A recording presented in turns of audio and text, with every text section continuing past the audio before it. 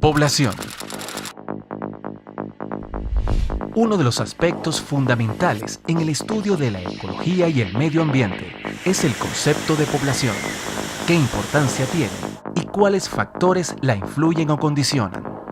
A veces nos preguntamos cómo el aumento de la población de habitantes de Caracas, que se dio en las primeras décadas del siglo XX, magnificó los problemas de la ciudad, o cómo el aumento de una determinada población de insectos en una zona afecta la producción de un cultivo. Las respuestas a estas interrogantes nos da una idea de la importancia que tiene el estudio del concepto de población y el conocimiento de los factores que la regulan. El estudio de las moléculas orgánicas, de las células y de los organismos multicelulares indica que todo nivel de organización biológica debe poseer estructuras con funciones específicas para la obtención de energía y materiales, indispensables en sus procesos vitales de reproducción y de supervivencia. En la agrupación de individuos de la misma especie sucede igualmente, existiendo relaciones entre ellos, en algunos casos complejos, que determinan la conformación de estas mismas estructuras. Por tanto, se considera que una población es una unidad biológica que tiene estructura y funciones propias. Se llama población a un conjunto de organismos del mismo género que están confinados a un espacio determinado. Cada individuo forma parte y es miembro de esa población. Esta puede aumentar y crecer con el nacimiento de nuevos individuos o con la inmigración o decrecer, cuando se tiene una alta tasa de mortalidad y o la emigración de sus miembros. Entre estas dos tasas también puede existir el equilibrio. Pero, ¿cuáles factores afectan a la población? En 1798, un inglés llamado Thomas Malthus presentó una teoría sobre las fuerzas que controlan el tamaño de la población humana, basándose en dos premisas. A. El alimento es necesario para la existencia del hombre. B. El hombre siempre se mantiene reproduciéndose, sin parar. En sus propias palabras, el poder de poblamiento, reproducción, es indefinidamente mayor que el poder de la tierra para producir subsistencias, alimentos, para el hombre. La población sin control aumenta en proporción geométrica. Las subsistencias aumentan solamente en proporción aritmética. Esto, el aumento geométrico de la población y el aumento aritmético de los alimentos, implica un control operativo fuerte y constante sobre la población debido a la dificultad de subsistencia. Esta dificultad debe hacerse sentir en alguna parte.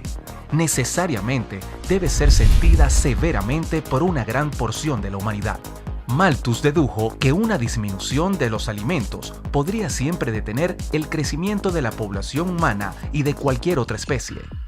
O sea, el tamaño de una población depende de su alimento y el crecimiento de ésta se encuentra regulado por el hambre y la enfermedad. Estas relaciones son fácilmente observables en la práctica.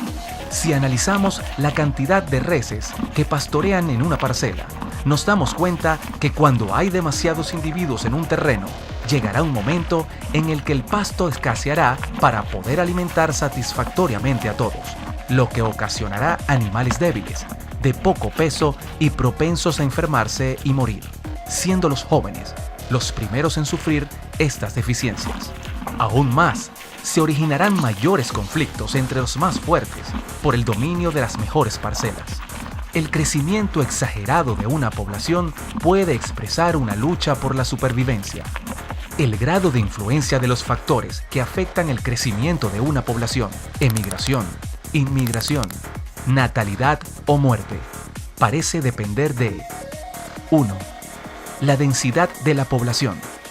2. La abundancia de elementos. Según estudios realizados, estos factores se dan mayormente en vertebrados.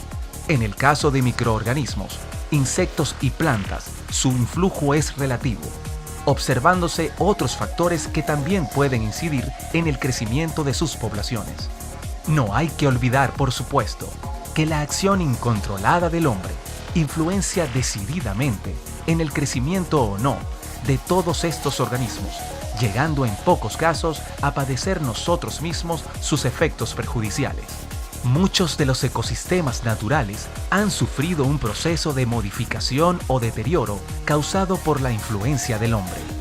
La quema y la tala, la contaminación de afluentes de agua, son un ejemplo de la acción perniciosa del hombre sobre el medio ambiente. Todos estos males originados en su mayoría por el modelo de producción adoptado, el cual prioriza la rentabilidad por encima del buen manejo que exige el ecosistema. Esta paradoja la sufre no solo nuestro país, como nación con expectativas de crecimiento y desarrollo, sino todos los países del mundo, llegándose al caso de pasar los pueblos por grandes calamidades originadas por el cambio climático y la contaminación mundial. ¿Qué necesitamos hacer para modificar esta tendencia hacia el colapso ambiental? La respuesta no puede venir tan solo de científicos, ambientalistas o dirigentes gubernamentales, ni siquiera de que una gran parte de la población tome conciencia de ello. La respuesta es la modificación del modelo de explotación irracional en el que estamos y que su reemplazo nos lleve a un cambio cultural de nuestra manera de ver, sentir y convivir, no solo con la naturaleza, sino con nosotros mismos.